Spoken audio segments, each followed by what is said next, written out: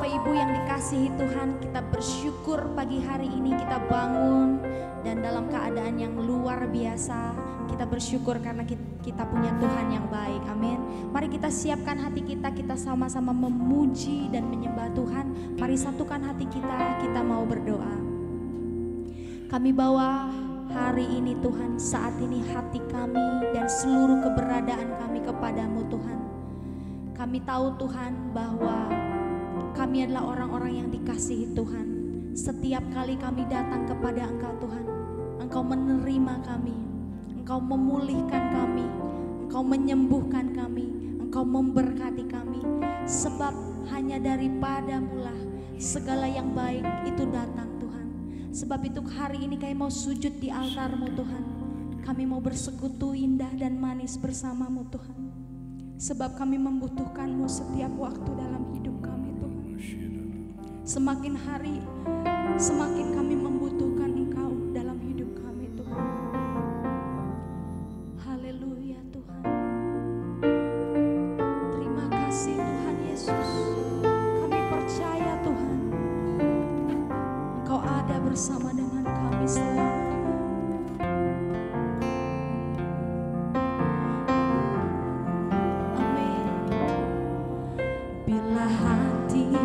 Terasa berat, tak seorang pun mengerti bebanku. Ku tanya Yesus, apa yang harus ku buat?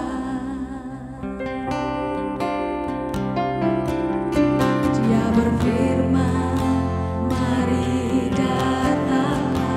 Terima kasih Tuhan. Dia selalu pedulikan aku. Ku datang Yesus, Dia pikul segala bebanku. Sujud di atapnya, ku bawa hidupku. Mari terima anugerahnya. Ku terima anugerahnya. Dia ampuniku dan bebaskanku. Amin, amin. Dia upahi, mari baharui aku Tuhan, baharui hatiku. Ada sesuatu yang terjadi. Sesuatu terjadi saat datang di altarnya. Terima kasih Bapa. Amin. Bila hati terasa berat, tak seorang pun mengerti. Ini saatnya kita datang. Ku tanya Yesus, apa yang harus ku buat? Sebab inilah yang Tuhan katakan kepada setiap kita pagi hari ini. Dia berfirman, mari datanglah. Amin, amin. Dia selalu pedulikan aku. Ku datang Yesus, Dia pikul segala Sujud di altarnya. sujud di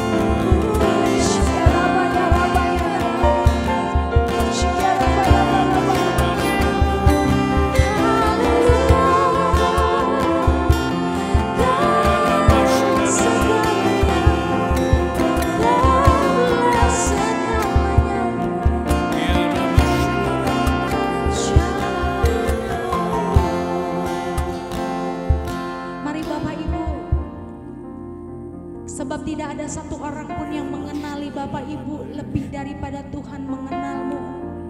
Dia yang sanggup memulihkan setiap sakit dan setiap penderitaan di dalam hatimu, kesesakanmu, setiap kerinduanmu, harapanmu, hasrat hatimu, bawa kepada Tuhan. Saat ini juga kesembuhan itu terjadi. Saat ini juga pemulihan itu terjadi. Saat ini inginkan Dia lebih dari apapun. Inginkan Dia lebih dari apapun. Rindukan Dia lebih dari apapun. Katakan, Kaulah segalanya bagi kami Tuhan. Kaulah segalanya bagi kami Tuhan. Kaulah segalanya Tuhan. Kaulah segalanya. Hanya Kaulah Tuhan. Kaulah segalanya.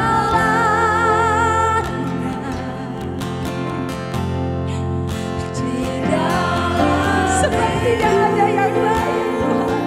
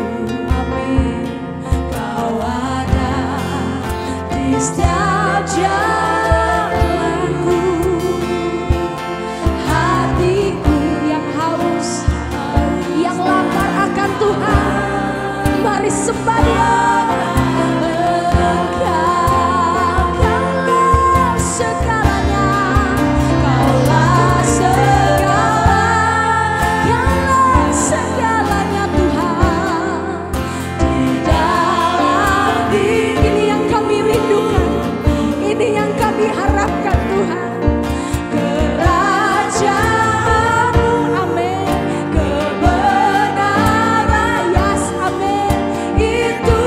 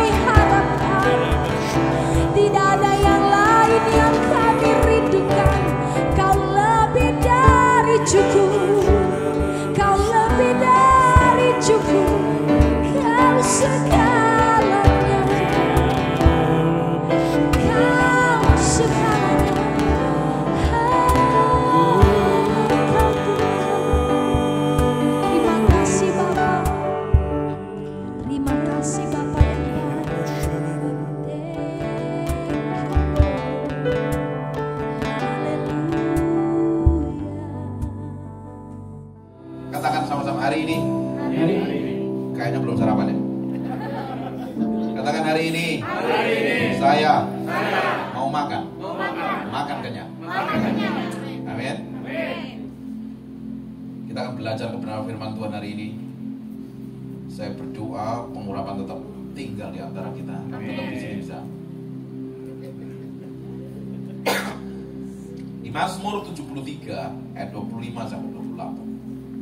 Siapa gerangan ada padaku di surga selain Engkau? Yakin Tuhan menjadi satu-satunya dalam hidupmu. Yakin hatimu tuh mencintai Tuhan lebih dari apapun juga. Benar. Berapa banyak waktu kau berikan sama Tuhan? Berapa banyak hidupmu kamu dedikasikan untuk Tuhan? Atau sekedar ibadah tanpa kenal Tuhan? Banyak orang Kristen datang ibadah loh, nggak memiliki hubungan pribadi dengan Tuhan. Banyak orang Kristen ibadah kelakuannya kayak setan. Terbukti dari perbuatan karakternya tidak mencerminkan Kristus. Kalau kita ini mau ikut Tuhan, menjadikan Tuhan satu-satunya dalam kehidupan kita, kita mau dedikasikan Tuhan dalam kehidupan kita. Dia yang harus memerintah.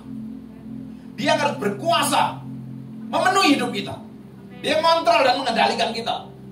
Tapi kebanyakan kita dikendalikan oleh pikiran kita, mau kita, ego kita, perasaan kita sendiri. Kalau hidup kita dikendalikan dari perasaan, kok jadi orang yang sensitif dan ngawur loh hidupmu, berjalan dengan apa yang Tuhan mau. Tidak jarang orang-orang yang berjalan dikontrol dengan emosinya dan dikontrol dengan maunya sendiri.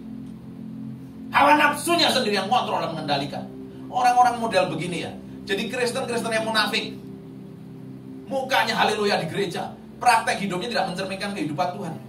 Tuhan mau perjalanan hidup kita dari setiap hari berjalan dari kemuliaan satu pada kemuliaan yang lain. Tuhan mau hidup kita mengalami. Tetap main bisa, gak capek. Tuhan mau bawa kita ke dalam level yang berbeda. Karena saya percaya setiap kekristenan kita, kalau tiap hari berjalan bersama Tuhan, hidupmu akan berubah. Amin. Dan itu dimulai dengan hati yang didedikasikan sepenuhnya untuk Tuhan. Siapa gerangan ada padaku selain di surga? Selain Engkau tidak ada yang kuingini di bumi. Yakin kamu? Ayat ini yakin kamu hidupin? Bukan masih ingin beli mobil baru, ingin jalan-jalan, ingin menikmati apa kamu? Kelimpahan. Selain Engkau tidak ada yang kuingini di bumi loh. Ini hatinya didedikasikan sepenuhnya untuk Tuhan. Gak pingin apa-apa selain Tuhan. Tapi kenyataannya hari ini itu kita masih pingin sesuatu selain Tuhan. Kalau keinginan kita yang mengontrol dan mengendalikan, keinginan kita melebihi, keinginan kita pingin kenal Tuhan, hidup kita jadi Kristen kedagingan. Tidak jarang orang Kristennya ke gereja, tapi hidupnya jadi batu sandungan bagi orang percaya. Dan tidak pernah kemana-mana. Harusnya dipromosi, diberikan pengurapan yang double porsi, dapat hikmat, pengertian, dan pengetahuan harusnya. Tapi pada kenyataannya gak semua orang Kristen dapatkan seperti itu. Tuhan Yesus berjanji kok, kalau kamu percaya kepada aku, kamu akan melakukan perkara-perkara yang lebih besar, bahkan lebih besar dari pernah yang aku lakukan. Tapi pada kenyataannya orang Kristen takut kegelapan kok. Orang Kristen gak pede kok. Kenapa saya bilang Kristen gak pede? Nyatanya bangku di depan banyak kosong. Karena kamu gak pede kan. Lebih senang di belakang, gak dilihat orang. Karena padahal kamu ini udah dipulihkan Tuhan. Bapak Ibu itu sudah dipulihkan Tuhan. Bahasa saya itu agak tegas ya. Nanti kalau tersinggung bagus ya, puji Tuhan ya. Saya berdoa khotbah saya ini nyinggung perasaanmu. Kalau engkau tersinggung perlu berubah dan bertobat. Amin. Selain engkau tidak ada yang kuingini di bumi, kita harus dedikasikan sepenuhnya untuk Tuhan. Loh, kita itu bisa kalau dedikasikan sepenuhnya hati kita untuk Tuhan itu berarti kita bukan berarti kita gak kerja. Bukan berarti kita haleluya haleluya di gereja 24 jam sehari. Anak istrimu butuh makan. Kita bekerja, kita punya tanggung jawab, tapi hati kita tuh nempelnya sama Tuhan. Sepenuhnya kita berikan sama Tuhan. Bukan hanya 2 jam di gereja. Kalau orang bilang ya ibadah itu hanya 2 jam di gereja, dipotong banyak hal. Kamu buka handphone karena merasa penting sendiri, buka handphone. Siapa saat tahu nih ada presiden chat saya mau kasih proyek, ada pengusaha di Bali mau kasih proyek, ada orang bule ini mau datang kasih proyek sama saya.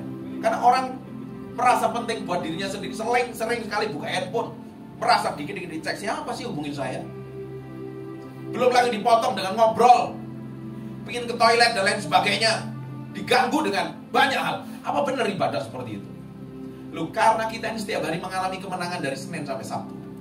Kita datang Minggu bawa berkat ke rumah Tuhan. Kita rayakan kemenangan gereja Tuhan. Praktek real kekristenanmu itu 24 jam sehari di luar sana. Waktu kamu sendirian, waktu kamu stres, waktu kamu mengalami tantangan, waktu menghadapi godaan, waktu diseret jatuh di dalam dosa kembali, waktu lemah, waktu dihimpit, ditekan. Praktek kehidupan kekristenan kita yang sejati dihidupinya di sana, bukan di gereja. Bapak Ibu, kalau di gereja coba toleh kanan kirimu, lihat mukanya, kudus, suci, tak bercacat celah semua. Haleluya. Semuanya kelihatan baik, puji Tuhan. Tapi nanti di jalan, waktu mobilmu diserempet, coba lihat reaksimu kayak apa. Nanti waktu istrimu atau suamimu tiba-tiba ngomongnya dengan nada 1 oktav lagi, kira-kira apa? Narik urat, bukan kamu. Marah tiba-tiba, tersinggung, gak terima. Terus dibilang ke gereja, haleluya, oh aku cinta engkau. Terus malaikat lihat, cinta, ih najis deh lu. Kita bilang cinta sama Tuhan, tapi kelakuan kita gak membuktikan kita cinta. Kalau Bapak Ibu dengerin khotbah saya, nggak kenal saya kayaknya, ya wis lah. Kalau Bapak Ibu sering dengerin khotbah saya sering ngomong begini, orang yang semakin cinta Tuhan, semakin mengasihi Tuhan, semakin mengasihi pasangan hidupnya. Amin. Semakin cinta Tuhan, semakin sayang sama keluarga. Karena kita menyembah Allah yang kasih, Allah kita itu kasih. Manifestasi kasihnya mengalir melalui kehidupan kita. Nggak mungkin orang semakin hari semakin mencintai Tuhan, mengasihi, mulutnya kasar ngomong ketus dan nyakitin. Bagaimana mungkin bilang I love you sama pasanganmu, tapi kamu ketusnya bukan main loh. Bagaimana bisa dibilang cinta? Bagaimana bisa? Agak kecilin dikit aja. Saya tuh khotbah udah gak mau galak kayak gini, kalian ketawa loh. Biasa. Kita kalau mencintai pasangan kita mau dedikasikan hidup kita sepenuhnya. Kita mau belajar menghormati, itu ada istri saya di depan. Kita mau hormati pasangan kita. Kita mau cintai dia sepenuhnya. Saya mencintai pasangan saya sepenuhnya. Saya belajar memberikan yang terbaik sekalipun dia tuntut saya sebagai lakinya seperti Yesus dan belum seperti Yesus juga. Berapa banyak istri-istri nuntut suaminya seperti Yesus? Wah, semuanya sudah seperti Yesus, haleluya. Dan ternyata suaminya nggak didapatin seperti Yesus, tiba-tiba histeris, ngamuk, marah. Siapa yang seperti itu? Dengerin baik-baik ya, Bapak Ibu. Jangan pernah berharap seperti suamimu seperti Yesus. Sampai matamu biru dia nggak akan seperti Yesus. Dia sedang diproses seperti Yesus. Dan banyak hal buruk, hal jelek yang dia manifestasikan melalui kehidupannya karena dibentuknya melalui hidupmu. Katakan amin. Ngerti nggak sampai sini? Kalau belum sarapan agak berat nih. Terima khotbah saya ini agak berat. Ya, bersyukur kalau dikirim orang di sekitarmu dan kelakuannya aneh-aneh, artinya kau sedang dibentuk menjadi seperti Tuhan. Bersyukur. Kalau reaksi kita benar, kita akan naik level. Tapi kalau reaksimu salah, kamu akan ngulang. Anak yang sekolah di sini, kamu tuh sekolah kan? Tahu remedial kan? Gara-gara apa remedial? Nggak lulus. Bapak Ibu, banyak orang Kristen nggak lulus ujian. Waktu kita bilang cinta Tuhan, real cinta Tuhan kita itu akan diuji, dites sama Tuhan. Bangsa Israel dibawa ke padang gurun, dites, diuji loh artinya. Bener nggak mencintai Tuhan? Ternyata didapati nggak mencintai Tuhan, mulutnya doang. Tiap hari ngelihat mujizat, ngelihat tiang awan, ngelihat tiang api, ngelihat pingin daging, dikirim daging. Malaikat masakin roti, tetapi hatinya jauh daripada Tuhan. Banyak orang Kristen seperti itu. Nanti waktu diuji, dites nggak lulus, ujungnya engkau akan muter-muter terus nggak ngalami kemenangan. Kalau kita nggak ngalami kemenangan, bagaimana mungkin kita mau dipromosi Tuhan? Loh, Tuhan tuh lihat sikap hatimu yang di dalam itu loh. Kalau yang di luar kan kita bisa tipu. Bahkan kita berdoa pun juga bisa nipu Tuhan kan. Kelihatan haleluya, padahal kesel sama sebelah. Malas lu. Kita lagi marah sama orang, kepahitan, sakit hati, benci, jengkel. Tapi kita datang ibadah. Dibilang kita cinta Tuhan. Kalau kau mencintai Tuhan sungguh-sungguh, hidup kita perlu dedikasikan sepenuhnya. 24 jam sehari. Katakan kekristenan. Itu Itu 24 jam sehari. 24 jam. Bukan 2 jam di gereja. Bukan 2 jam di gereja. Ngerti nggak sampai sini? Waktu kau mengalami kemenangan di luaran sana 24 jam, dan kamu datang ke gereja nyembah, hadirat Tuhannya kuat. Hadiratnya tebel, urapannya tebel. Kamu dekat sama orang diberkati. Tapi kalau selama ini dekat, istrimu aja nggak mau dekat sama kamu, perlu dipertanyakan. Kamu dipenuhi Roh Kudus atau dipenuhi apa? Suamimu malas ke rumah, kerjaannya mancing. Karena malas di rumah, karena istrinya galak katanya, ngomong terus nggak bisa kontrol. Loh, kamu tuh dipenuhin apa? Kalau kita dipenuhin firman, yang keluar kita firman loh. Amin. Ada yang ketawa, artinya dagingnya terbakar. Selain Engkau tidak ada yang kuingini di bumi. Kalau kita mati, daging pikul salib dangkal diri. Kita hanya pingin Tuhan. Tidak ada yang lain. Kita hanya pingin Tuhan. Kita hanya pingin Tuhan. Kita bekerja pun hati kita hanya untuk Tuhan. Kita melakukan aktivitas apapun, hati kita hanya nempelnya sama Tuhan. Engkau di dapur sambil masak juga hatimu nyembah Tuhan. Engkau bekerja di kantor, di pabrik, di toko, dimanapun hatimu tuh koneksi dengan Tuhan. Kalau hatimu koneksi sama Tuhan, hidupmu tuh pasti berubah. Sekarang hidupmu, coba lihat yang punya suami istri yang sama-sama ngelihat. Sudah melihat Yesus belum? Tawa. Kalau pasangan kita masih ada komplain, artinya kita perlu berubah. Jangan kalau dikomplain malah marah. Kalau dikomplain marah sama marah, artinya engkau sudah seperti Tuhan.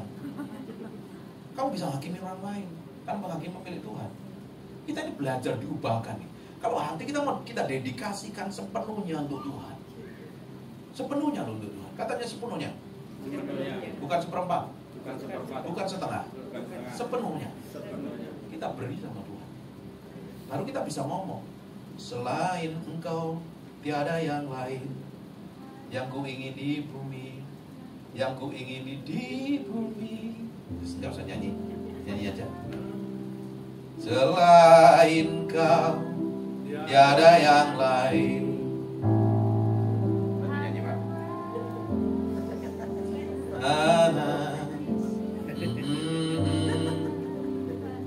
Alah, seraiso. Sekalipun dagingku dan hatiku habis lenyap. Sekalipun dagingku dan hatiku habis lenyap. Pernah ngalami seperti ini? Ditekan, dituduh, difitnah, dicaci maki, dipersalahkan, tidak direken itu bahasa apa ya? Tidak digubris, tidak diperhatikan, tidak dihargai, tidak dihormatin. Pernah ngalami seperti itu? Kalau kau mengalami seperti itu, bagus. Tuhan izinkan. Katakan penderitaan. Sehat buat jiwaku. Jangan nangis ya. Cari Tuhan ya. Jangan cari pendeta. Waktu kau ngadepin tekanan, impitan, persoalan, kan kalau sekalipun dagingku dan hatiku habis lenyap, gunung batuku, bagianku, tetaplah Allah selama-lamanya. Nyanyinya enak. Kamu hadapin, kamu nangis. Kita nyanyi itu enak, tapi menghidupinya nangis. Kita datang ke gereja puji Tuhan. Waktu kamu praktek hidup, kalau kamu gak kuat, kamu nangis sendiri bersama Tuhan. Jangan malah sakit hati, jangan malah jengkel. Katanya kamu cinta Tuhan, sekalipun dagingku dan hatiku habis lenyap, tapi kamu marah, kamu sakit hati, kamu kepahitan. Loh, kamu cinta Tuhan apa cinta pada dirimu sendiri? Orang yang sakit hati, marah, kepahitan, ini suara saya kurang kenceng gak? Kurang? Oh iya. Tapi kalau kita ini gampang tersinggung, gampang marah, gampang sakit hati, terus apa lagi temennya itu? Tersinggung, ngambek, ngamuk, bela diri pakai firman lagi. Itu yang sangat kurang ajar. Udah tahu salah, bela diri pakai firman. Pernah ngalami ya? Saya pernah ngalami tapi sudah bertobat. Kalau nggak percaya tanya istri saya. Saya pernah ngalami kayak begitu. Tapi saya mau berubah. Kalau kita ini mau diubah Tuhan, kita mau benar-benar dedikasikan hati kita yang sepenuhnya untuk Tuhan. Ketika ada orang memperlakukan buruk sama kita, kita ditekan, dihabisin, difitnah, dituduh, diperlakukan buruk sekalipun, tetap senyum dan enjoy.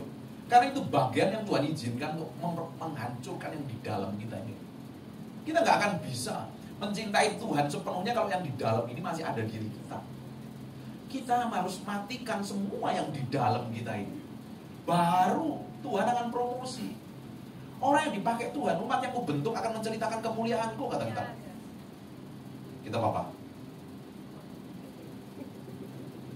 Saya.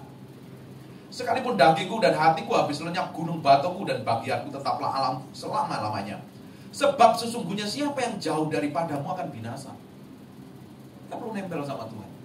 Sebenarnya dasar kehidupan kekristenan yang powerful dan berkuasa adalah hati kita nempel sama Tuhan. Gak bisa. Kita mau pelayan sehebat apapun kalau hati kita gak nempel sama Tuhan, otak yang keluar. Gak ada hikmat, gak ada pengurapan. Kamu kerja pakai kekuatanmu sendiri, babak belur hancur. Kamu memutuskan semua persoalan dengan caramu sendiri. Kamu gak ngikutin caranya Tuhan, habis. Kamu ketemu problem di masalah di belakangnya. Kita tuh perlu nempel Tuhan. Kita gak bisa jauh dari Tuhan. Katakan, harus dekat dengan Tuhan. Kita perlu dekat dengan Tuhan. Kita perlu bangun keintiman dengan Tuhan setiap hari. Lu bangun keintiman itu bukan kalau kita ini datang kepada Tuhan nangis-nangis punya masalah. Kamu dedikasikan hidupmu komunikasi dengan Tuhan setiap hari. Dimanapun berada, kamu koneksikan hatimu dengan Tuhan. Mulai pergi keintiman yang dalam dengan Tuhan. Hubunganmu memiliki kedalaman keintiman dengan Tuhan. Saya ngajarin banyak di YouTube, cari. Kalau belum subscribe. Bangun keintiman dengan Tuhan. Kalau kita ini membangun keintiman dengan Tuhan, yang di dalam hidup kita itu yang dirubah. Kalau kekristenan kita yang dibangun di luar, kita itu belajar menyenangkan semua orang. Kita coba pakai cara segala macam cara untuk kelihatan baik di hadapan orang. Kalau kita berusaha baik di hadapan orang, kita itu akan jadi orang Kristen yang capek, nyenengin orang lain. Tapi kalau kita belajar menyenangkan hati Tuhan, dalam kondisi apapun orang gak suka, orang melakukan buruk, orang ngomongin jelek sekalipun, kita jalan terus. Karena kita mau fokusnya sama Tuhan. Tapi kalau kita pusing dengan kata orang, ngapain kita pusing sama orang? Apalagi orang yang ngomongnya jelek, orang kita gak minta makan sama mereka kok. Ngapain kita pusing-pusing? Cuek saja, jalan terus sama Tuhan. Makanya perlu dekat dengan Tuhan, punya keintiman dengan Tuhan. Dalam 1 jam itu ada 24. Dalam 1 hari ada 24 jam. Dalam 24 jam itu kita mau pakai sama Tuhan tuh berapa banyak? Itu membuktikan bahwa kita ini mau dedikasikan hati kita ini sepenuhnya untuk Tuhan apa tidak. Tapi pada kenyataannya waktu kita habiskan di depan handphone kan? Hah? Kita bilang cinta Tuhan katanya. Tapi kamu lebih cinta handphonemu. Kamu lebih cinta sesuatu yang lain. Siapa yang jauh daripadamu akan binasa. Kau binasakan semua orang yang berzinah dan meninggalkan kau. Apalagi hidupnya kacau, hidupnya najis dan kotor, hidupnya gak berkenan di hadapan Tuhan, terus ninggalin Tuhan. Tetapi aku suka dekat pada Allah. Aku menaruh tempat perlindunganku pada Tuhan, supaya dapat menceritakan segala pekerjaan. Tuhan mau pakai hidup kita ini menjadi representasinya kerajaan Allah di muka bumi. Perkataanmu, ucapanmu, tindakanmu harusnya mencerminkan kemuliaan Tuhan. Jadi orang itu bisa melihat Yesus melalui hidup kita, melalui kata-kata kita, melalui perbuatan kita. Orang benar melihat, oh ini loh beda. Tapi kalau selama ini belum bisa dilihat Kristus yang manifestasi melalui kehidupan kita, kita perlu berubah dan bertobat. Dan makanya kita perlu setiap hari pikul salib, sangkal diri, matiin daging dan hawa nafsumu.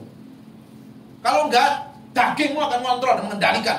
Di Matius 16 ayat 24 lalu Yesus berkata kepada murid-muridnya, setiap orang yang mengikut aku, ia harus menyangkal dirinya, memikul salibnya dan mengikut aku.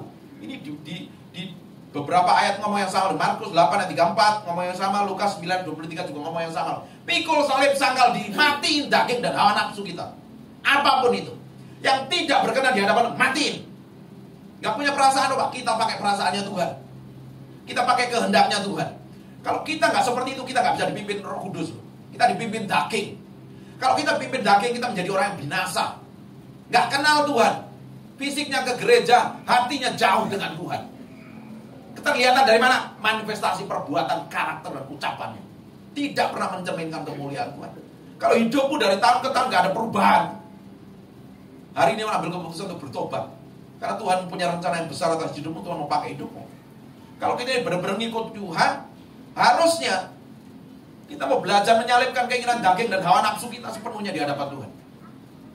Di Galatia pasal yang kelima 24, barang siapa menjadi milik Kristus, katakan sekarang hari ini, saya miliknya Kristus. Dan saya harus menyalipkan daging dengan segala hawa nafsu dan keinginannya. Itu di Galatia 5:24. Harus dimatiin daging dan hawa nafsu. Apa yang kontrol dan mengendalikan selama ini? Selama ini yang paling menonjol, yang menyeret kita jatuh dalam dosa apa? Perlu dimatiin.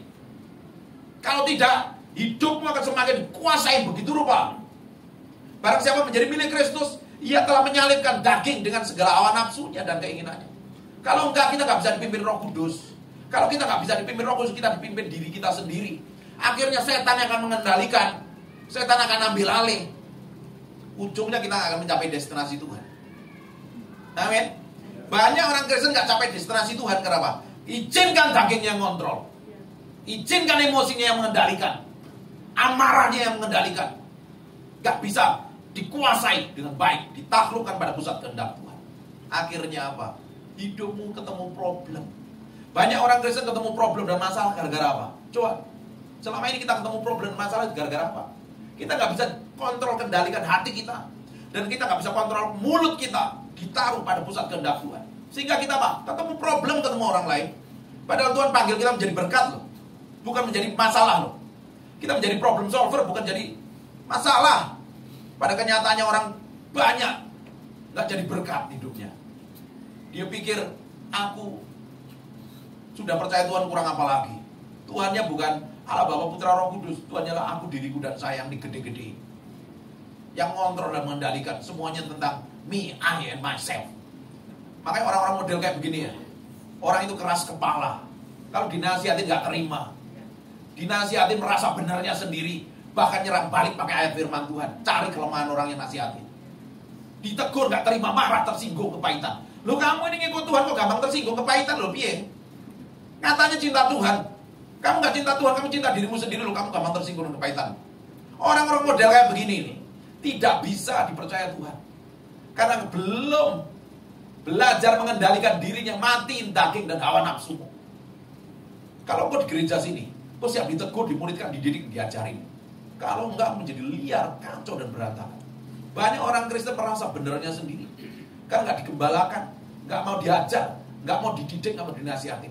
Lu kekristenan ini kalau kita nggak jalan mau kita sendiri, liar, ngawur seenak perut kita sendiri. Karena jalan orang benar menurut pandangannya sendiri. Pandangan kita harus sesuai dengan kebenaran firman Tuhan. Keputusan kita harus sesuai dengan kebenaran firman Tuhan. Sikapmu pun juga harus sesuai dengan kebenaran firman Tuhan. Amin. Amin. Kalau tidak, nanti ketemu siapapun akan jadi problem dan masalah. Ketemu tetanggamu, kamu punya masalah, kamu pindah ke kota lain, punya tetangga yang kelakuannya mirip, problem lagi. Kamu pindah ke pulau lain, problem lagi. Yang problem bukan tetanggamu, yang problem malah hidupmu sendiri. Kita ini kalau dipertemukan dengan banyak orang, di kantor, di pabrik, di toko, dimanapun juga, dan kita selalu bermasalah, ada yang salah dengan hidupmu. Dagingmu yang perlu dimatiin loh. Nanti udah aku hidup sendiri di kutub utara, kamu berantem sama beruang nanti. Sakit hati sama singa laut. Karena apa?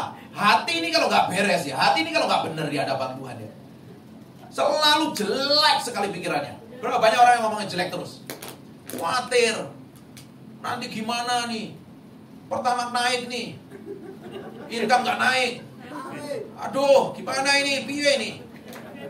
So, ngomongnya jelek terus, ngomongnya jelek terus. Kalau ada orang ngomong melihat orang aja negatif, jangan-jangan ini mau mencelakin saya. Oh, ada orang yang pikiran seperti itu. Ngelihat kucing pun dicuriga. Jangan-jangan nyuri daging saya di kulkas. Loh, apa hubungannya? Orang itu kalau yang di dalam ini buruk. Akhirnya apa? Mengontrol dan mengendalikan pikiran perasaannya, manifestasi keperbuatannya. Kalau yang di dalam ini gak diberesin di hadapan Tuhan, manifestasi perbuatanmu persis menjadi kepanjangan tangannya setan. Kita akan lihat ya di Efesus 2 ayat 1 sampai 3. Kamu dahulu sudah mati karena pelanggaran dan dosa-dosamu. Kita semuanya dulu gak kenal Tuhan kok. Yang ngomonginmu dulu juga bejat, gak kenal Tuhan. Karena kasih karunia Tuhan yang diselamatkan. Hari ini kita yang kenal Tuhan, yang mengasihi Tuhan, Tuhan gak akan biarkan hidup. Dulu sebelum kita kenal Tuhan ya, masih kita hidupnya ngawur, hidupnya bejat, gak kenal Tuhan, sombong, belagu, sok tahu, sok pinter. Dulu sebelum kenal Tuhan. Setelah kenal Tuhan kita diubahkan. Jadi manis, kudus, suci, tak bercacat celah, ramah, baik hati, tidak sombong, rajin menabung. Kamu dahulu sudah mati karena pelanggaran dan dosa-dosamu. Kamu hidup di dalamnya karena kamu mengikuti jalan dunia ini, karena kamu mentaati penguasa kerajaan angkasa, yaitu roh yang sekarang bekerja di antara orang-orang berganti. Kita kalau nggak taklukkan daging kita nih, penuhnya pada Tuhan, setan akan ambil keuntungan dan ujungnya ngapain? Dia akan manifestasi melalui kehidupan kita. Kalau setan memanifestasikan kepada orang-orang yang buka celah dosa sebagai pintu masuknya, kita langsung ngomong kutuk tanpa alasan tidak akan kena. Berarti ada alasan yang kutuk baru hajar. Dosa jadi pintu celahnya setan menguasai kita. Maka kita mesti jaga hati, pikiran, perasaan, dan kemauan dan kehendakmu ditaruh sepenuhnya di hadapan Tuhan, supaya tidak ada celah. Nah, Tuhan juga bentuknya roh, setan pun bentuknya roh, dua-duanya roh. Kalau Tuhan ingin memenuhi hidup kita, Dia ingin mengontrol dan mengendalikan kita untuk melakukan kehendaknya di muka bumi. Kita menjadi representasinya kerajaan Allah di muka bumi. Dari ucapan kita, perbuatan kita, tindakan kita mencerminkan apa yang surga mau nyatakan dalam kehidupan kita. Amin. Kalau setan juga roh, dia ingin manifestasi pekerjaannya di muka bumi melalui siapa? Orang yang buka celah dan orang yang berdosa. Makanya ayat ini kan ngomong begini, kamu hidup di dalamnya karena kamu mengikuti jalan dunia ini, karena kamu mentaati penguasa kerajaan angkasa, yaitu roh yang sekarang sedang bekerja di antara orang-orang durhaka. Jadi kalau ada orang-orang buka celah, dipakai setan untuk manifestasikan pekerjaannya setan di muka bumi ini. Tidak heran ada orang-orang ya, sekalipun Kristen mulutnya jahat, kelakuannya bengis, kelakuannya kejam. Hati-hati, kalau nggak buka celah, salah satunya celah yang paling sering tanpa kita sadarin adalah kamu tuh gampang tersinggung, marah, dan sakit hati. Kalau kekristenanmu kayak seperti itu, kamu seperti buka celah, pintu masuk setan menghabisi hidupmu. Semua dosa adalah pelanggaran terhadap hukum Allah. Dan dosa ujungnya akan mendatangkan kematian. Kalau kita mesti ampuni, kita mesti minta ampun sama Tuhan. Allah setia dan adil, 1 Yohanes 1 ayat 9. Ya, Allah setia dan adil mengampuni dosa dan kelemahan kita kalau kita ngaku di hadapan Tuhan. Tapi kalau kita nih merasa diem-diem saja, kamu merasa ya melakukan semuanya lah, melakukan segala dosa dan kamu nggak tertuduh, kamu enak-enak saja. Dan ada orang yuk kepahitan, benci, jengkel sama orang lain tuh bisa enjoy hidupnya, nyantai. Ada loh yang kayak begitu. Ke gereja lagi kasih persembahan, kasih perpuluhan lagi yang parah lah. Dia pikir dia masuk surga, hidupnya tanpa disadari dikuasain setan. Ujungnya kan diseret jatuh dalam kematian. Karena 1 Yohanes 3:15 ngomong begini, barang siapa membenci sesamanya, dia adalah seorang pembunuh manusia. Bagaimana mungkin seorang pembunuh dapat masuk dalam kerajaan Allah? Celah-celah ini yang mesti kita tutupin. Nah, ini letaknya di dalam kita. Kita harus kontrol dan mengendalikan. Nah, itu kalau tidak dimatikan, diri kita ini kalau tidak dimatikan, dia kan kontrol begitu rupa, menguasai begitu rupa, dan ujungnya nyeret kita jatuh di dalam dosa. Amin. Kita harus taruh hati kita ini sepenuhnya di hadapan Tuhan. Sepenuhnya di hadapan Tuhan. Karena kamu mentaati penguasa kerajaan angkasa, yaitu roh-roh yang sekarang sedang bekerja di antara orang-orang durhaka. Sebenarnya dahulu kami semua juga terhitung di antara mereka. Ketika kami hidup dan di dalam hawa nafsu daging, dan menurutin kehendak daging dan pikiran kami yang jahat. Kalau orang ikutin kehendak dagingnya, pikirannya yang jahat, akhirnya apa? Orang-orang model kayak begitu harus dimurkai. Hari ini kita mesti mau koreksi hati kita sampai ke dalaman batin. Jangan, ini firman untuk kamu, ini untuk suami saya, ini firman untuk kamu, untuk istri saya. Bukan ini firman buat kamu. Bapak Ibu, kalau kau dengar firman itu bukan buat orang lain. Ini saya khotbah buat diri saya sendiri untuk belajar mati daging. Dan saya orang yang paling bisa menikmati khotbah saya sendiri daripada khotbah orang lain. Setiap saya khotbah saya dengerin dulu sama istri saya di kamar. biasa. Itu yang merubah yang di dalam saya. Kalau Bapak Ibu dengar firman, terus kamu firman ini cocok buat suami, kamu senggol-senggol, suamimu nggak akan berubah, malah sakit hati. Kamu kesel, jengkel.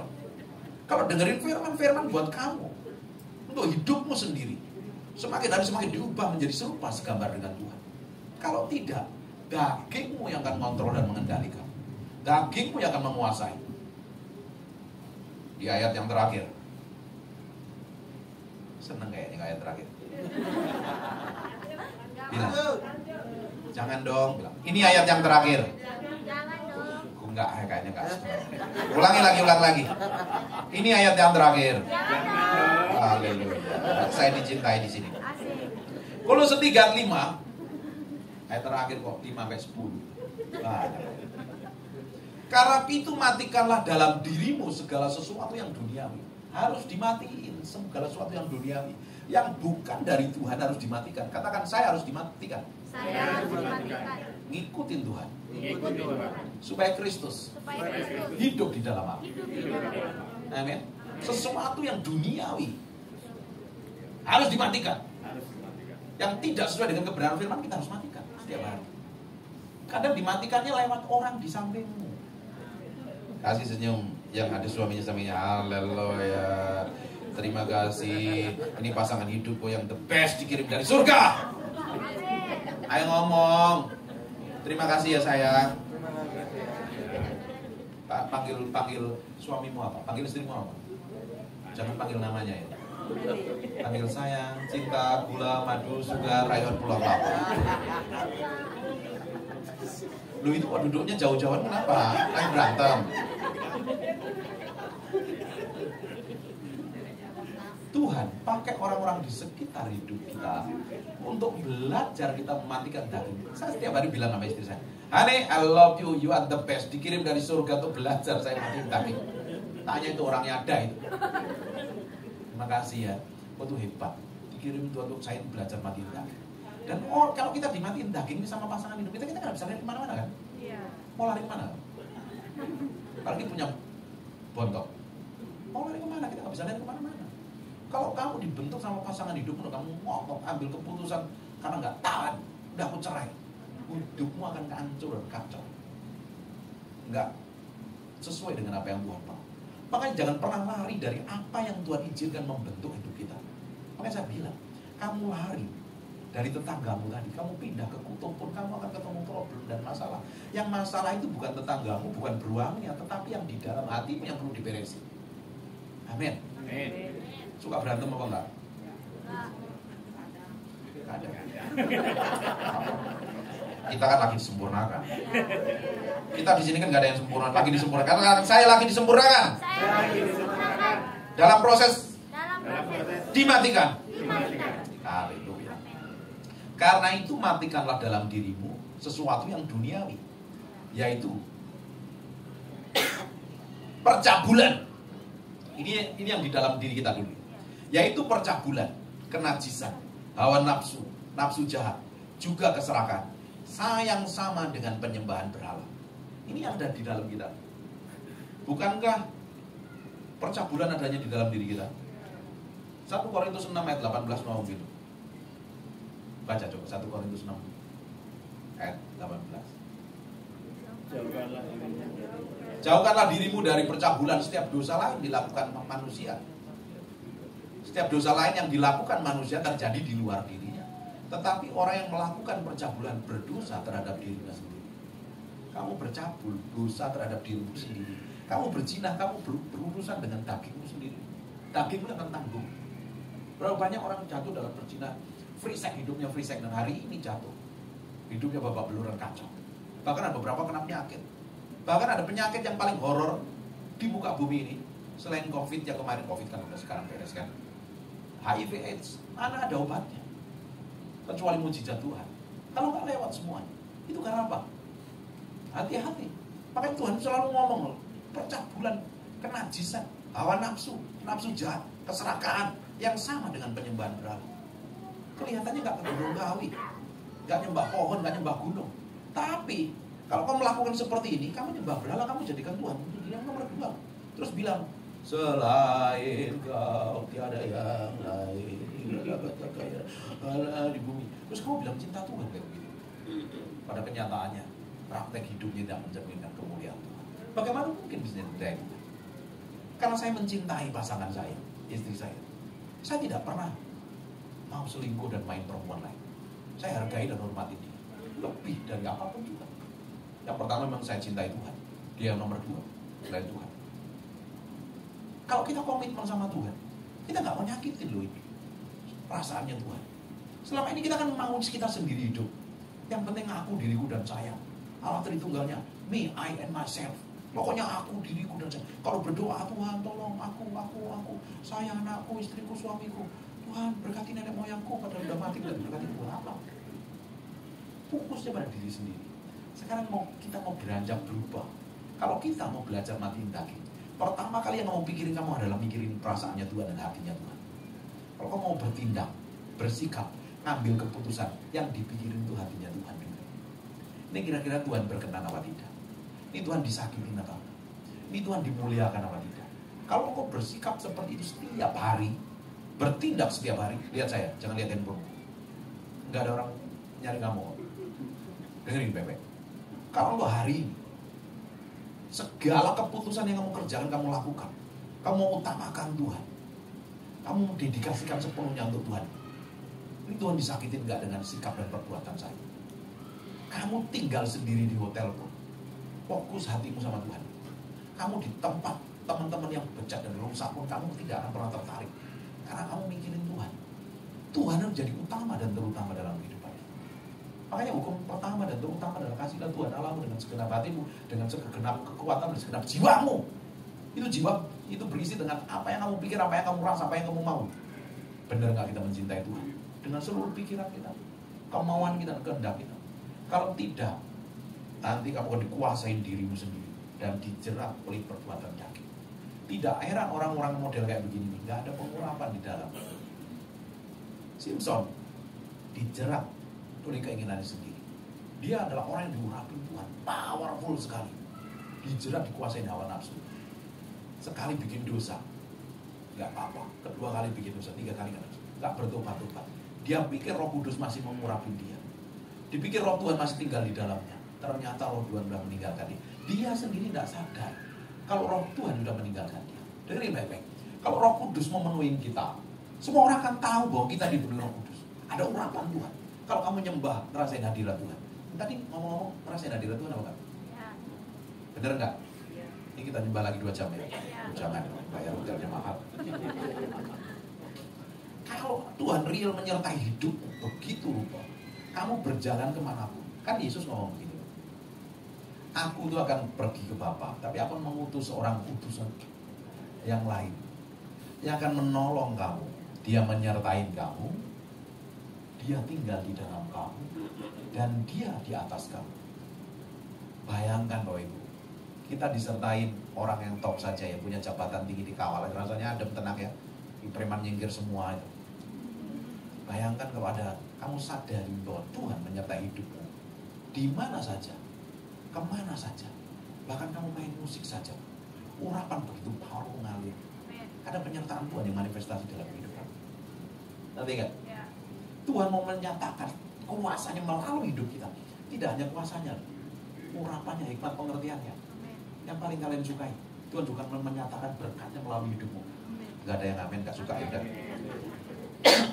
Tuhan akan menyatakan berkatnya. Kita menjadi saluran berkat buat kemuliaan namanya. Amin.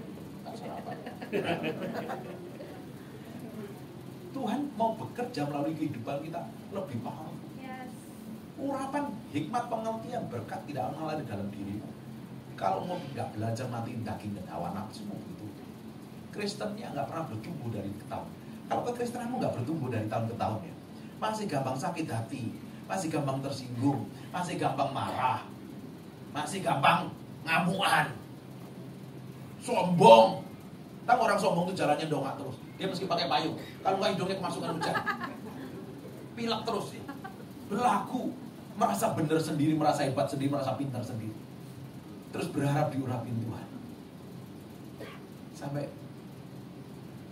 rambutmu keriting, tidak akan pernah bisa dua. Rambutnya ada yang keriting, sorry ya. Rambut yang keriting jadi lurus pun tidak bisa. Yang lurus jadi keriting pun tidak akan bisa. Nih, yang di dalamnya harus belajar. Tiap hari kita persembahkan di hadapan Tuhan. Mulutmu persembahkan sama Tuhan. Katakan mulut saya mau persembahkan untuk Tuhan. Terus selama ini mulutmu banyak ngomong yang jelek, negatif. Terus kamu mau persembahkan sama Tuhan. Sekarang harus dimulainya seperti apa? Kalau ngomong sama istri gimana, Pak? Udah nikah? Kok bermurah durja ditanya? Mulut kita, sikap kita, perbuatan kita, hidup kita mendedikasikan untuk Tuhan. Tuhan lihat, wah ini orang ini berbeda. Ini orang kok beda banget ya. Terus bisa nyanyi. I exalt thee, I exalt thee, I exalt thee. Kamu nyanyi begitu hadirat Tuhan mengalir dalam hidup kamu. Ada penyertaan Tuhan. Kamu ngobrol bisnis, deal bisnis sama orang pun Tuhan sertai. Tiba-tiba ada divine connection, dikoneksi dengan orang-orang tertentu, bangun bisnis dan kita bisa diberkati. Urapan itu bisa dipakai di mana-mana. Yes. Kalau Tuhan sertain kamu, Tuhan akan bikin berhasil. Yes. Yusuf disertain Tuhan, apa saja yang dikerjakan bikin berhasil. Yes. Daud disertain Tuhan, apa saja yang dikerjakan Tuhan berhasil. Amin. Dikerjakan hidupnya berhasil. Kita Mazmur dijelaskan, apa saja yang dikerjakan tanganmu akan dibuat berhasil. Yohanes jelaskan, Tuhan akan menyertai kamu kemanapun kamu pergi. Hari ini ada yang ngalami problem? Ada yang ngalami problem kan? Oh, kayaknya nggak ada ya. Nggak perlu dikhotbahin kayaknya ya Pak. Bahagia semuanya mukanya. Semuanya punya duit. Ayo, keluarin duitnya. Nggak usah. Dia nggak butuh duit kayaknya.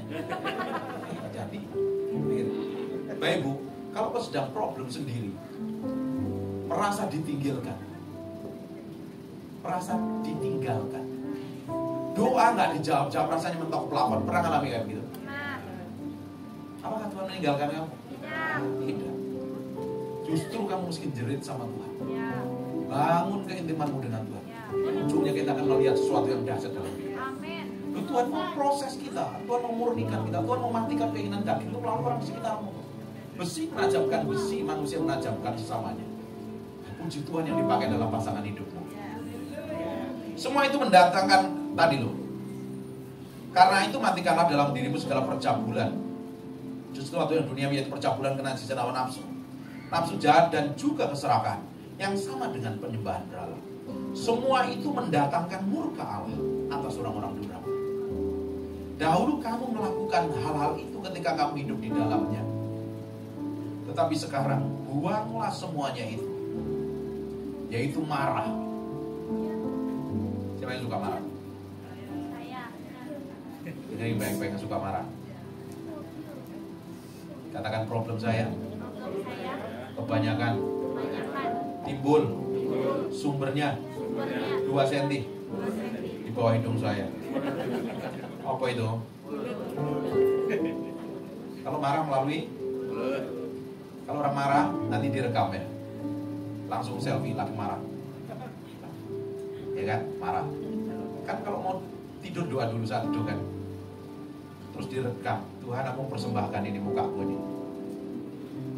Kira-kira apa yang terjadi? Loh, kalian ini ngerti gak sih dia cari kayak begini? Hah?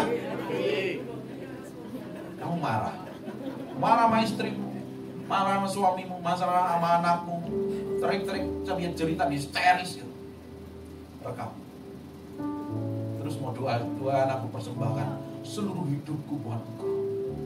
Oh Tuhan, I exalt thee. Rekamanmu buka, tunjukin ke Tuhan. Kira-kira apa yang kamu alami?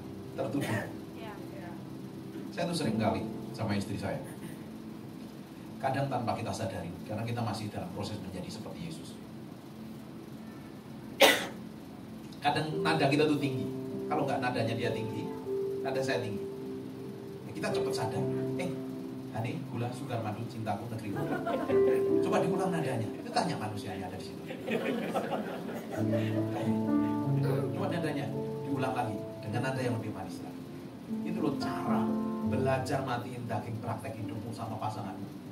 Nanti kalau menikmatin cinta, menikmatin kemesraan, menikmati anugerah, hidupmu bahagia. Kalau keluargamu bahagia, kamu menikmatin surga di muka bumi.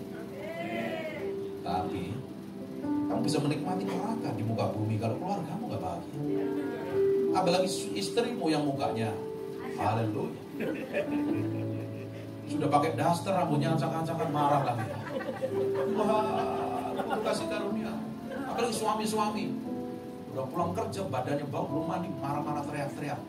Kamu kan ketemu film horor di rumah. Amin. Harus belajar berubah. Marahmu harus kamu kendalikan dengan baik. Katakan hari ini saya harus sabar. Kirim kesabaran. Kira-kira kalau kamu minta kesabaran dikirim apa? Nanti dikirim orang di sampingmu jengkel. Kata orang Surabaya itu becek dong. Dan kamu harus bersyukur. Dan thank you Tuhan. Engkau baik. Makanya bersyukur buat pasangan hidupmu. Cintai dia, miliki dia, kasih dia. Karena dia adalah sesuatu yang spesial yang dikirim surga buat kita. Anak-anak, dikirim orang tuamu itu untuk membentuk hidupmu. Orang tua adalah spesial yang dikirim Tuhan untuk menghajar kelakuanmu yang buruk supaya berubah menjadi sama seperti itu. Ya? Yaitu marah, geram. Mau marah sih enggak? Marah sih enggak. Tapi tiba mukanya berubah drastis. Seperti baru dapat lotre. Mukanya tiba-tiba horor. Sedikit ngeri-ngeri gitu. Yang mukanya biasanya datar tiba-tiba agak mancung ke depan sedikit. Diajak ngomong, sayang, apa? Enggak, jangan dekat-dekat, jangan sentuh aku. Kalau perempuan kan jadi gitu. Kan ketawa-ketawa kayaknya ngalami ya. Oh ya, ketika hubunganmu nggak baik sama pasangan itu bilang, jangan sentuh saya. Loh kenapa kamu? Ya anehnya laki-laki itu nggak sadar bikin kesalahan. Ini saya belain istrinya kemana ini? Dengerin, suami itu kadang cuek. Dia ngomong sembarangan. Tapi setelah ngomong lupa apa yang diomongin. Lu bukan berarti dia jahat. Memang modelnya kayak begitu dari sononya. Nah istri mesti sadar. Jangan tuntut terus suamimu seperti Yesus, nanti kamu sakit hati. Belajar. Terus kamu kenapa? Gak apa-apa. Aku siapin makan. Makan sendiri ambil. Terus pingin diberkati Tuhan kayak begitu. Ya mana bisa. Kayak hal gitu kan perlu dimatiin. Betul apa enggak? Terus kalau ngadepin masalah ya, ketika mendapati suamimu yang aneh itu kamu bilang, "Thank you cinta, I love you." Wah dagingmu akan jerit-jeritan loh. Tapi waktu kamu praktek seperti itu, tanpa sadar kamu tabur sesuatu yang baik, dan kamu akan tuai suatu hari. Tapi kebanyakan kalau kita diproses Tuhan lewat orang sekitarmu, dimatiin dagingmu dan hawa nafsumu lewat orang sekitarmu. Waktu saya udah habis sebelumnya. Waktu saya nanti kasih warning ya. Kalau kita dibentuk dengan orang sekitar kita, biasanya kita bela diri. Kita merasa benar, kudus, suci, tak bercacat celah, dan kita ngomong sembarangan, seenaknya kita hakim. Terus kamu marah, pasanganmu itu tidak berubah, malah jengkel. Justru kalau kamu bersikap seperti surga bersikap, Tuhan urusin pasangan. Amin. Satu hal kamu lulus dalam proses ujian yang Tuhan izinkan, kamu belajar matiin daging. Di sisi lain pasanganmu juga akan diubah Tuhan. Dibawa menjadi serupa gambar dengan Tuhan. Amin. Kita cepat ya. Kejahatan, fitnah, kata-kata kotor yang keluar dari mulutmu. Ini berapa banyak mulutnya yang sering ngomong kotor? Gak ada kan, takut tertuduh kan. Coba ada orang-orang tertentu yang ketika marah itu nadanya tinggi, nggak bisa ngontrol mengendalikan. Kata-katanya nyakitin orang lain. Kita ngomong cuek 5 menit, tapi setelah 5 menit itu kita lupa. Kita bisa ngomong baik sama orang yang kita kata-katain kasar, tapi yang kita kata-katain masih ingat loh seumur hidupnya. Ya, kita mesti belajar mengendalikan mulut. Katakan mulut saya, nabi buat masa depan saya. Kamu nabur apa di mulutmu, suatu hari kamu akan tuai. Kamu ngomong firman, suatu hari kamu tuai firman. Kamu ngomong kekhawatiran, kamu akan tuai kekhawatiran. Kamu ngomong tentang negatif, jelek, dan kamu akan tuai. Kamu ngomong kebaikan, kamu ngomong tentang janji Tuhan, ajarin baik-baik. Kalau ngelihat pasanganmu belum berubah, jangan dikata-katain, iya aku udah nikah sama kamu, udah 15 tahun, kamu gak berubah, aku capek. Ada yang begitu banyak ketawa kan. Orang yang ketawa ini pernah ngalami soalnya. Yang ngomong ini juga pernah ngalami saya. Tapi sudah berubah. Itu pernikahan awal kami, 6 tahun tuh kayak begitu. Itu udah nikah nih. Saya belajar berubah. Saya belajar matiin takut saya. Makanya saya pastikan istri saya bahagia ketika saya khotbah di sini. Saya pastikan saya sebagai hamba Tuhan, istri saya bahagia. Kalau enggak saya khotbah, apa yang saya khotbahkan itu ngomong kosong, palsu, nipu saya. Apalagi kamu dengar khotbah saya di YouTube itu kerasnya bukan main. Kalau saya kerasin di sini kan enggak ya, kasihan nanti. Belum sarapan dikerasin nanti. Terus saya buat kamu ketawa tapi mati daging ya. Amin. Saya pastikan istri saya bahagia dengan hidup saya. Dan pastikan pasanganmu juga bahagia dengan hidupmu. Itu dimulai dengan pikul salib, mati daging, dan sangkal diri. Kalau tidak, kamu akan jadi batu sandungan. Mulutmu akan jadi batu sandungan. Ini mulut kita ini bisa dipakai Tuhan. Di sisi lain kita nyembah. I exalt thee, I exalt thee, I exalt thee. Tapi di sisi lain kita bisa memaki orang, jelekin orang, rendahin orang lain. Kita bisa nyembah pakai bahasa roh, tapi di sisi lain kita bisa ngutukin orang. Tergantung keputusanmu hari ini. Mulutmu harus dipakai untuk jadi berkat, jadi kepanjangan lidahnya. Maka orang lain merasakan dari Tuhan pada itu. Belajar apa yang diomong. Kalau mulutmu ingin berkuasa, yang keluar dari mulutmu harus keluar firman Tuhan. Inginkan hidupnya berkuasa? Ngomong A jadi A, ngomong B jadi B. Oh jadi berkat. Oh kamu sembuh. Ingin ngalamin kayak begitu kan? Kalian ini kok nggak ada semangat? Belum sarapan apa sih? Amin. Nah ini baru. Kalau kalian semangat, ini khotbah juga semangat. Kalau mulutmu ingin berkuasa, punya otoritas. Hari ini belajar kendalikan lidahmu hanya untuk ngomong kebenaran firman Tuhan. Kalau ngelihat pasangan hidupmu belum berubah, jangan diomongin yang jelek. Diomongin janjinya Tuhan. Oh dia suami yang luar biasa. Amin. Berkatnya luar biasa. Setia, cinta, barok, sayang. Aduh, istri saya itu lemah lembut, penuh kasih, pintar ngatur keuangan. Dia sayang sama aku. Masakannya enak. Enak. Masakan istri saya itu enak. Kita harus belajar ngomong tentang janji Tuhan, bukan hal jelek. Karena apa yang kamu katakan suatu hari Tuhan akan lakukan dan kamu akan menikmatinya. Ayo kita selesai. Tapi sekarang buanglah semuanya ini, yaitu marah, geram, kejahatan, fitnah, dan kata-kata kotor yang keluar dari mulutmu. Jangan lagi kamu saling mendustai, karena kamu telah menanggalkan manusia yang lama, mengenakan manusia yang baru yang terus-menerus diperbarui oleh dan untuk memperoleh pengetahuan yang benar menurut gambar kalinya. Tadi Bapak nyanyi, dirubah menjadi serupa segambar dengan Bapa. Karena tujuan akhir kekristenanmu menjadi serupa segambar dengan Tuhan. Amin. Tujuan hidupmu itu bukan untuk menjadi lebih hebat dari orang lain, lebih kaya dari orang lain, lebih pintar, lebih urapan dengan orang. Bukan. Kita itu nggak bersaing sama orang lain. Tapi kebanyakan kita cuma bersaing. Berapa tinggi sasak rambut kita, berapa tebal dompet kita. Kita dipanggil bukan untuk bersaing dengan orang lain. Berapa mahirnya main gitarnya seperti Slash. Berapa hebat mainnya keyboard seperti Terry McCallum. Enggak, kita nggak dipanggil seperti itu. Kita dipanggil untuk menjadi serupa segambar dengan Tuhan melalui kematian daging setiap hari. mati daging, pikul salib sang tadi. Tanpa itu, hidupmu akan jadi persis seperti orang dunia. Mulutmu ngomong seperti orang dunia, kelakuanmu seperti orang dunia, sikapmu seperti orang dunia, dan tidak ada Kristus. Alkitab ngomong di Korintus jelaskan ini, kita itu diubah menjadi serupa segambar dengan Dia dari hari ke hari, sehingga kita mencerminkan kemuliaan Tuhan yang semakin nyata. Kamu setiap hari berjalan dalam kemuliaan Tuhan, tiap hari berjalan dalam kekudusan, berjalan dalam pertobatan, setiap hari tambah hari hidupmu menyerupai Yesus Kristus Tuhan. Amin. Makanya kekristenan tidak berhenti sampai sini.